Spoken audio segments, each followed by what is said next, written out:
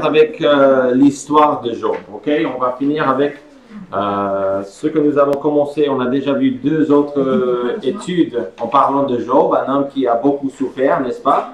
Mais finalement, dans les chapitres 38 de Job, de 38 à 42, finalement, nous sommes là, dans notre histoire. Dieu va intervenir et il va parler. Dans les premiers 37 chapitres, okay, de Job 1 à 37, on a un dialogue plus ou moins entre Job et ses trois amis. Ce n'étaient pas de vrais amis, dans le sens qu'ils n'ont pas bien parlé, ils n'ont pas parlé comme Dieu a voulu qu'ils parlent. Ok.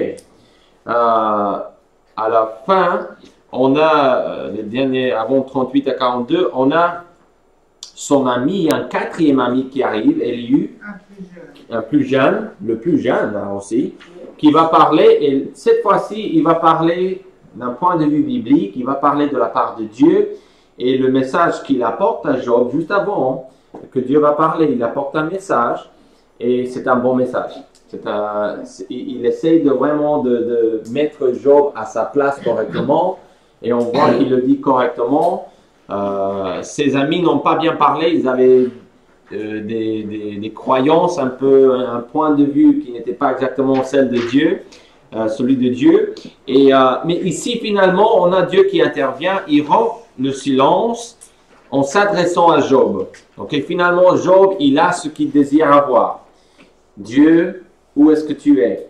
Dieu, pourquoi tu me laisses souffrir? Dieu, pourquoi tu ne me parles pas? Dieu, tout au long de ces chapitres, on voit que Dieu ne dit rien à Job. Dieu parle avec le diable au début, deux fois, chapitre 1 et chapitre 2, excusez-moi. Et puis de chapitre 3 jusqu'à la fin de 37, on n'a rien de Dieu. On a trois amis qui essayent de faire quelque chose. On a Elihu, on peut dire que ça c'est vraiment de la part de Dieu, parce qu'il a bien parlé. Mais Job, il veut entendre la voix de Dieu.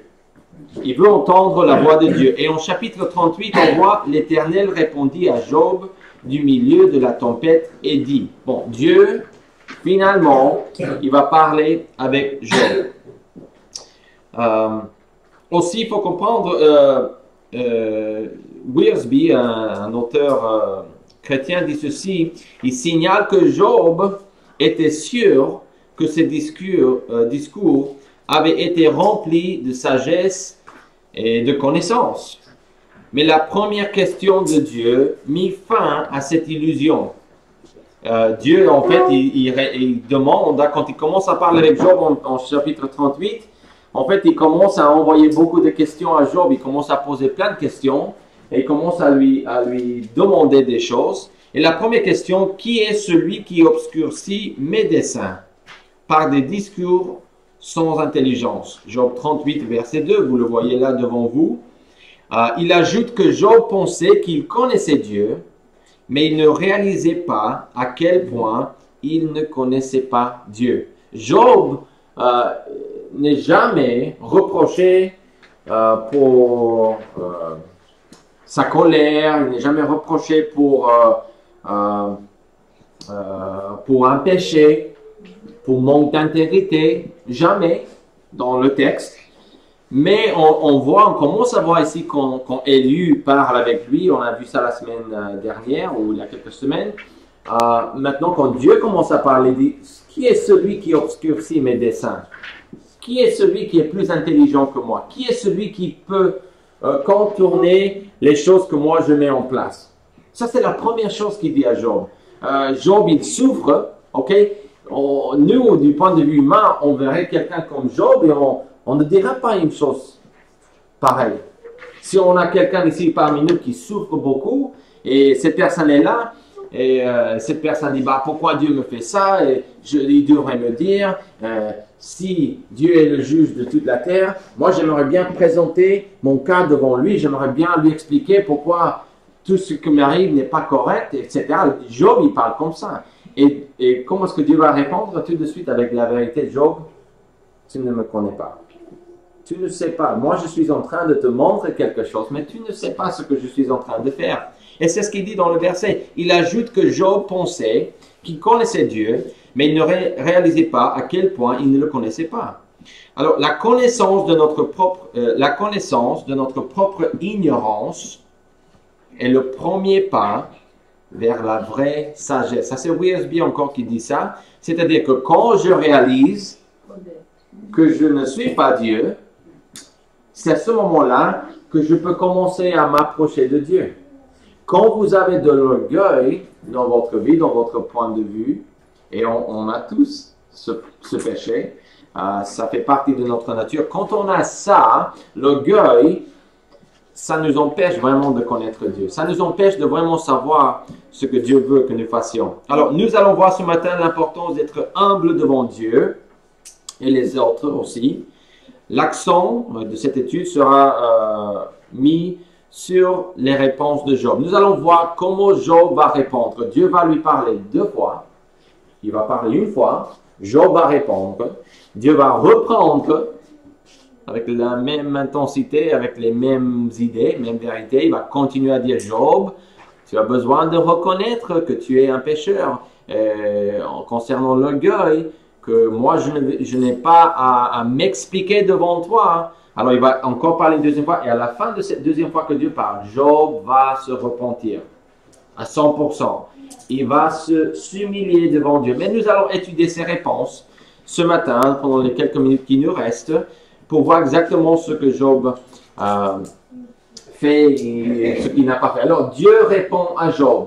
On voit ça en chapitre 38. En fait, j'aurais dû mettre le tiret 38 jusqu'à 39, 33. C'est-à-dire que tout le chapitre 38, ok, jusqu'à la fin de chapitre 39, on voit que Dieu est en train de parler. Qu'est-ce qu'il dit Dieu? On n'a pas le temps de lire tout le texte, mais qu'est-ce que Dieu dit? Question après question, question après question. Regardez, penses-tu que tu es plus intelligent que moi? Job, penses-tu que tu es plus intelligent que moi? Tu veux que je m'explique? Tu veux présenter tes problèmes devant moi. Tu as le droit à prier. Tu as le droit à exprimer la douleur. Tu as le droit à faire ça. Ça, c'est la prière. On peut dire des choses dans la prière. On a des psaumes où le psalmiste, on l'appelle l'auteur, si vous voulez, il s'adresse à Dieu dans sa prière, et c'est aussi en même temps un chant, et il s'adresse en demandant à Dieu de écraser les dents de l'ennemi. Vous avez le droit d'exprimer vos sentiments. Cela n'est pas un péché en soi. Mais le problème qu'on a avec Job, ok, on ne parle pas s'il est pécheur ou pas. On sait qu'il est pécheur dans sa nature humaine. Mais Job, son problème, c'est qu'il pense que Dieu doit s'expliquer. Dieu, pourquoi tu m'as fait ça? Dieu, et l'idée, je pense que c'est peut-être la grande idée de ce livre, l'une des grandes idées que l'on voit, ou idée globale, c'est que Dieu n'a pas à s'expliquer. Dieu est libre, souverain, et il fait comme il veut. Et ça, c'est difficile. Hein? Si vous parlez avec des gens qui ne croient pas en Dieu, vous dites, qu'est-ce que cela veut dire pour moi? Ça peut faire une grande différence, je pense, dans nos vies, parce que quand on parle avec les gens, ça, c'est un enseignement biblique. Dieu est souverain. Il n'a pas besoin de s'expliquer. Il peut faire comme il veut. Pourquoi est-ce que Dieu a jugé un tel pays dans l'Ancien Testament? Pourquoi est-ce que Dieu a tué cette personne dans le Nouveau Testament? Pourquoi est-ce que Dieu... Et aujourd'hui, pourquoi? Écoute, vous pouvez prier, vous pouvez chanter, vous pouvez dire tout ce que vous voulez devant Dieu en vous exprimant, mais Dieu n'a pas à s'expliquer devant nous. Okay? Dieu, il juge les gens comme on veut. Vous avez déjà vu une famille, peut-être au magasin, peut-être au restaurant, avec leurs enfants, et vous voyez qu'ils font des choses avec leurs enfants, et peut-être vous n'êtes pas d'accord avec ce qu'ils font. Est-ce que ça vous est déjà arrivé d'essayer de redresser les parents de ces enfants? Ce n'est pas une bonne idée. Ok? Je sais qu'on a des lois et des règles, mais je parle normalement, vous n'êtes pas d'accord avec le point de vue. Hein? Je ne parle pas d'abuser l'enfant ou quelque chose comme ça, mais je veux dire, ce n'est pas notre problème ce qu'ils font, n'est-ce pas? On ne peut pas dire, vos enfants, vous devrez faire comme ça.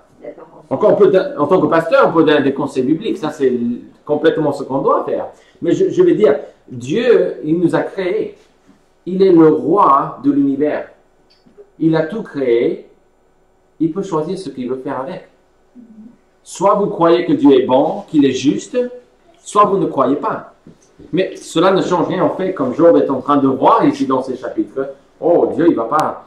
Il peut m'expliquer des choses, mais il n'est pas obligé. Mais il n'est pas obligé. Alors il répond, il demande, est-ce que tu es plus intelligent que moi? Dieu a lancé des questions à Job comme des balles. Beaucoup. Questions. Beaucoup de questions. Plusieurs douzaines de questions pour mettre Job à sa place. Pour dire, Job, tu n'es pas si intelligent que tu penses que tu l'es.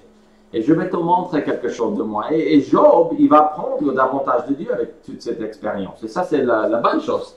Alors, là, vous avez déjà le blanc intelligent, mais première réponse de Job. Alors, comment est-ce que Job va répondre? Alors, il s'humilie devant Dieu. Et je vais dire qu'il s'humilie, mais c'est plus ou moins il s'humilie. Une copie? Ah oui. Il faut peut-être faire il faut m'allumer l'écran là derrière, sinon. Parce que ça, c'est ma feuille. Mais c'est pas grave. Première réponse de Job, il s'humilie. Regardez, je pense que j'ai mis 39. Regardons ensemble le chapitre 39. À la fin, Job répond, verset 36. Job répondit à l'Éternel et dit, voici, je suis trop peu de choses. Que te répliquerai-je? Je mets la main sur ma bouche. J'ai parlé une fois. Je ne répondrai plus. 2 fois, je n'ajouterai rien. Il ne dit pas Dieu, oh, je ne sais pas exactement, hein, parce que je vois le texte, vous voyez le texte, mais j'ai l'impression ici que Job fait un peu, oui d'accord, mais tu es Dieu, comment est-ce que je vais me battre avec toi? Je ne peux pas gagner. Mais je ne vois pas à 100% qu'il est cédé à Dieu dans ce texte. Et vous allez voir, parce que la deuxième réponse de Job, peut-être va... Quand on voit la première réponse et la deuxième réponse de Job, on va voir, ah oui, là, la deuxième réponse, qu'est-ce qu'il va, il va carrément se repentir. Il va dire, Dieu, j'ai eu tort, excusez-moi. Mais ici, il dit, j'ai trop parlé. Je n'ajouterai rien parce que si je dis quelque chose dans l'état que je suis maintenant, tu vas l'utiliser contre moi parce que je sais que je vais dire une bêtise. Et peut-être dans ce point-là, il s'humilie. Évidemment, il ne dit pas à Dieu, ben, t'es fou. Tu vois? Il reconnaît un petit peu, mais il n'est pas prêt. Il n'est pas prêt, je pense. Ah, il n'est pas tout à fait prêt. Merci, Olivier. Il n'est pas tout à fait prêt pour accepter la souveraineté de Dieu. Mais en tout cas, bon, il s'humilie. Je pense que c'est correct de le dire, mais il est en train, Dieu est toujours en train de travailler dans sa vie. Et pourquoi est-ce que je parle de la première réponse et la deuxième réponse de Job? Parce que c'est dans le texte. Mais qu'est-ce que ça nous montre si on n'arrive pas à finir cette étude? Qu'est-ce que ça nous montre déjà? Ben, ça nous montre que Dieu, il peut nous parler et que ça peut prendre plusieurs fois. Avec vous, avec moi. Que ça évolue. On peut évoluer, mais aussi, je ne pense pas que c'est parce que Dieu ne sait pas bien communiquer. Dieu, il peut parler une fois et on peut accepter une fois, mais souvent, on est têtu. Il doit parler, il doit nous convaincre. Ok Dieu, je sais que tu existes, je crois en toi, je suis sauvé, mais là tu vas devoir m'expliquer. Hein. Et je ne ferai pas ça si tu ne mets... On n'a pas cette conversation avec Dieu, je sais, okay, comme ça. Mais je pense que dans nos actes, nos actions, évidemment, c'est comme ça. Souvent, à la façon, parce que, évidemment, on n'est pas parfait. Ok? Et c'est ce qu'on voit ici. Et Job était quelqu'un qui craignait le Seigneur. C'est quelqu'un qui rejetait le mal, qui voulait être auprès de Dieu. Il est un homme intègre, mais il avait quand même des problèmes. Et ça nous montre que nous aussi, on peut être sauvés, venir à l'église chaque semaine, mais il y a toujours des choses que Dieu veut changer dans nos vies. Et si on est toujours là, c'est qu'on n'est pas encore comme Jésus. Il y a encore des travaux à faire un jour, dans le sens de ressembler, de refléter la gloire de Jésus-Christ, avec un nouveau corps, évidemment. Mais ça, c'est l'idéal. Ça, c'est pas l'idéal, ça, c'est le but. C'est ce que Jésus veut faire. Romains 8 nous dit ça, de chaque jour devenir de plus en plus comme lui. Alors ici, il s'humilie, oui, mais je pense qu'il dit, oh mince, qu'est-ce que j'allais dire? J'avais une liste, j'ai dit que j'ai même dit il y a quelques chapitres, bon, c'est pas des chapitres ici, mais j'avais dit que j'allais me présenter mon cas devant Dieu, mais mince, j'ai oublié mes arguments. Là, devant Dieu, du coup, je ne sais pas ce que je vais dire. Toutes les questions de Dieu lui ont coupé le souffle. Et quand nous apprenons à nous taire devant Dieu et à écouter, c'est encore un autre pas vers la bonne chose. Comme on a dit au début, la connaissance de notre propre ignorance est le premier pas vers la vraie sagesse. Hein? C'est-à-dire que quand je reconnais que je ne suis pas Dieu, que je suis ignorant, je peux peut-être croire que je suis la personne la plus intelligente du monde, mais devant Dieu, je dois dire que je suis la personne la plus bête. Pas pour dire que je n'aime pas la création que tu as faite, non, ça n'a rien à voir avec ça. On doit être humble devant lui et nous soumettre devant lui, avoir une attitude très humble. Alors, il se tait devant Dieu, tout simplement, il se tait. Il dit, il met la main sur la bouche, j'ai parlé une fois, deux fois, je n'ai rien à dire. Et Dieu, il va reprendre. Et l'Éternel répondit à Job au chapitre 40, du milieu de la tempête, et dit, « Saint terrain comme un vaillant homme. Je t'interrogerai et tu m'instruiras. » Vous voyez là, verset 2 de chapitre 40, « Et tu m'instruiras. » Job, tu disais que tu avais quelque chose à me dire. Moi, je vais parler. Maintenant, tu vas m'instruire, Job. Tu vas me donner quelque chose. Tu vas m'informer de quelque chose. Parce que tu as quelque chose à me dire, non, Job? Je t'ai déjà laissé parler. Tu n'as rien dit. Tu mets la main sur la bouche. Mais Job, ne te tais pas. S'il te plaît, c'est ta chance. Tu es là devant moi. Tu disais. Et Dieu, il est en train de faire ça avec Job. Il est en train de montrer à Job, écoute, tu as beaucoup plus que tu peux faire pour moi. Et je ne te reproche pas vraiment pour un péché dans ta vie, mais je te reproche pour ton orgueil. Je te reproche parce que tu penses que je dois m'expliquer. Et on voit, je ne sais pas si vous le voyez dans les textes, mais on commence à comprendre davantage que Job, son problème tout simplement, est qu'il croyait que Dieu lui devait quelque chose. Est-ce que Dieu vous doit quelque chose? On aimerait bien dire oui, n'est-ce pas? Une bonne vie, une bonne santé, une famille qui vient au Seigneur Jésus-Christ, ceci, cela, l'autre. Bon, c'est des choses qu'on souhaite, n'est-ce pas? On souhaite avoir ces choses, mais est-ce que Dieu vous doit quelque chose? Attention, ça c'est question pour réfléchir, réflexion. Alors, Dieu continue à répondre à Job. Veux-tu me mettre à ma place, Job? Tu veux m'instruire? Peut-être je ne suis pas au courant de quelque chose que tu connais. Hein? Peut-être tu veux peut-être me dire. Et c'est ce que Dieu est en train de faire. On dit, wow, Dieu il est un peu sévère ou méchant ou un peu sarcastique, on peut dire même. Mais Dieu est en train de communiquer la vérité avec Job. Et Job, c'est comme Job ne comprend pas. Ok, et Dieu vient de lui poser beaucoup de questions pour dire, est-ce que tu peux créer ça? Est-ce que tu peux gérer ça? Est-ce que tu peux t'en occuper de ça? Est-ce que tu comprends comment ça marche? Est-ce que tu sais ceci, cela, l'autre? Et Job, il est complètement bombardé avec ces questions, mais il ne se repentit pas. Il dit, oui, je ne vais pas parler. Je vois que contre toi, c'est même pas la peine. Mais Dieu, il va insister. C'est pour ça que je dis qu'il s'humilie devant Dieu pour la première réponse, mais il n'est pas prêt. Parce que Dieu, s'il est prêt, pourquoi est-ce que Dieu va continuer à enfoncer le clou avec les questions? Te dois-je quelque chose? Deuxième réponse de Job, 42, chapitre 42, nous allons finir là. Chapitre 42. Job répondit à l'Éternel et dit, je reconnais que tu peux tout et que rien ne s'oppose à tes pensées. Là, c'est la souveraineté. C'est Dieu le roi des rois. Verset 3 de chapitre 42. Quel est celui qui a la folie d'obscurcir mes desseins? C'est Dieu qui parle. Job cite ce que Dieu a dit. Est-ce que c'est toi qui vas obscurcir mes desseins? Et c'est ce que Job dit en verset 3. Quel est celui qui a la folie d'obscurcir mes desseins? C'est pas Job qui dit ça à Dieu. Ok, attention. Il est en train de citer ce que Dieu lui a dit auparavant. Il dit aussi, oui, j'ai parlé sans les comprendre. Ça c'est Job, évidemment.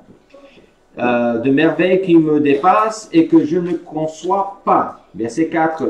Écoute-moi et je parlerai, je t'interrogerai et tu m'instruiras. Ça, c'est ce que Dieu a dit à Job. Job est en train, encore une fois, de citer ce que Dieu a dit. Et regardez ce qu'il dit. Verset 5. Mon oreille avait entendu parler de toi, mais maintenant mon œil t'a vu. Job, il a une meilleure relation, une relation plus intime avec Dieu grâce à ces problèmes qu'il a eu. Parce qu'il dit, moi j'avais entendu parler de toi, mais maintenant je te vois. Entendre parler de quelqu'un, c'est déjà pas mal. C'est comme ça qu'on est venu au Seigneur Jésus-Christ. Mais voir le Seigneur Jésus-Christ travailler dans nos vies, ok, pas littéralement le voir, ok, mais le voir travailler, vous avez un problème, vous priez à Dieu, vous restez fidèle à lui, et il répond. Et tu sais, vous savez que c'est lui qui a fait ça pour toi. Et quand vous voyez qu'il a fait ça, ça vous donne de la force, n'est-ce pas? Ça vous encourage. Mais ici, Job, c'est pas exactement ce qu'il a vu, peut-être littéralement, mais on a dans le sens ici qu'il avait une relation avec Dieu, qu'il entendait parler de lui, connaissait des choses, mais maintenant il a une relation vraiment intime avec Dieu. Alors, deuxième réponse de Job, il reconnaît que Dieu fait comme il veut. Ça, c'est la leçon qu'il a dû apprendre. Quand on a des problèmes qui arrivent dans notre vie, ça, c'est la chose. Pour nous tous, hein. Devant la douleur, nous sommes tous pareils. On n'aime pas la douleur, les souffrances, les problèmes. Mais il faut comprendre ça. C'est pas parce que j'ai des problèmes que Dieu n'est pas en train de régner sur toute la terre, sur l'univers. Il reconnaît qu'il ne peut pas contrecarrer le plan de Dieu. C'est impossible de changer la vie de Dieu. C'est impossible que Dieu change ses plans pour moi. Dieu a déjà établi ses plans pour nos vies. Il a déjà exactement comment il veut travailler dans nos vies et c'est comme ça. Il a fait ces choses à Job, il a laissé ces choses se produire dans sa vie et c'était ça son plan. Job voulait se présenter devant Dieu, le juge, il voulait présenter ses arguments pour que Dieu change la vie, pour que Dieu change. Et Dieu va le bénir à la fin de ce livre. Et ça fait partie du plan de Dieu. Et il faut comprendre ça. Contrecarrer le plan de Dieu n'est pas possible. Dieu peut se repentir dans le texte biblique pour dire qu'il va changer, pas nécessairement d'avis. Hein, c'est un autre texte qui peut-être vous arrive à l'esprit maintenant. Mais dans le sens qu'il change d'avis, c'est qu'il ne va pas faire quelque chose qu'il peut faire, mais qu'il ne veut pas faire. C'est comme par exemple avec les Israélites. Dieu il demande les prophètes pour dire, écoute, je vais vous punir parce que vous avez fait ça. Mais quand le prophète arrivait avec le jugement dans sa bouche ou avec un rouleau, il disait, tu vas mourir dans 2 jours. Si le roi, la personne qui reçoit le jugement, se repentit, enlève sa chemise et met de la poussière et des cendres sur sa tête, se repentit vraiment comme Job va le faire ici, Dieu, il accepte ça et il peut changer ou prolonger ou donner un petit peu plus, comme il a fait avec plusieurs rois. Et quand il a fait avec Israël, avec Juda, la tribu du sud, ils sont allés en captivité beaucoup plus après que le Samarie ou le nord. Alors, attention avec ça, mais le plan de Dieu, c'est son plan. Hein. C'est toujours partie de son plan de recevoir la repentance des gens. Okay? Il sait qu'il a mal parlé, on l'a déjà vu. Il entre dans une relation plus intime avec Dieu. Maintenant, mon œil t'a vu. Maintenant, je te vois. Grâce à ces problèmes, grâce au fait que tu me parles maintenant, j'ai une relation plus intime. Tu m'as corrigé, tu m'as montré où j'avais tort, etc. Et la dernière chose, en voyant Dieu, il se condamne. Ou condamne et se repent. Je ne sais pas le blanc que vous avez, peut-être vous avez le premier. Condamne. Et finalement, verset 6, qu'est-ce qu'il dit? C'est pourquoi je me condamne et je me repens sur la poussière et sur la cendre. Pour dire que je veux avoir une bonne relation avec toi. J'avais tort, j'ai eu tort. Pardonne-moi, Seigneur, s'il te plaît. La deuxième réponse de Job nous montre que c'est bon. Dieu a parlé une fois, Job a répondu. Dieu a parlé 2 fois, Job a répondu, et Dieu n'a plus parlé de son problème. Pourquoi? Parce que Job s'est repenti. Et je pense que on est en train de lire un petit peu l'histoire ici. On ne sait pas que c'est marqué exactement comme ça, mais je pense que quand on fait la comparaison avec les réponses de Job, je pense qu'on peut déduire ici que Dieu, quand on se repentit, quand on confesse nos péchés, quand on veut avancer avec lui, il ne va pas courir après nous avec un petit bâton, ok? Quand on dit j'ai eu tort, excusez-moi, je me repentis devant toi, Seigneur. C'est bon. Il va nous laisser tranquilles. Il va pouvoir commencer, comme on voit ici, à nous bénir spirituellement, peut-être dans une autre façon. Il n'est pas obligé de faire des choses, évidemment, mais Dieu veut bénir, récompenser, rémunérer à ses enfants dans le ciel, mais des fois aussi sur la terre aussi. Conclusion. Si une douleur, déception ou situation difficile nous a éloignés de Dieu, soyons comme Job en revenant à lui docilement. C'est vrai, ça a pris 2 fois, ok, pour Job. Et je pense que là, pour nous, des fois, ça prend même plus. Ok? Parce qu'on n'est pas encore mort. Là, quand on est mort, aussi avec le Seigneur Jésus-Christ, ça va être mieux. Évidemment, dans ce sens-là.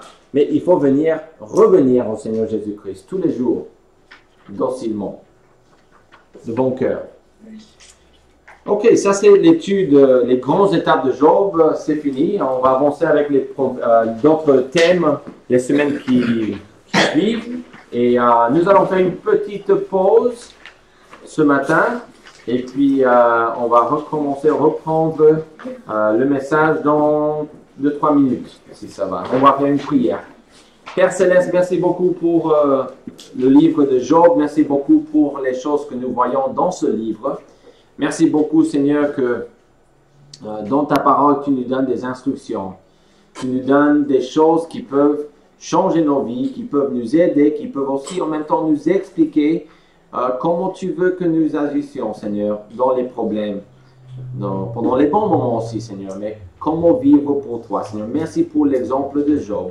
Aide-nous, Seigneur, à revenir à toi de bon cœur, docilement, Seigneur, au nom de Jésus-Christ. Amen. Amen.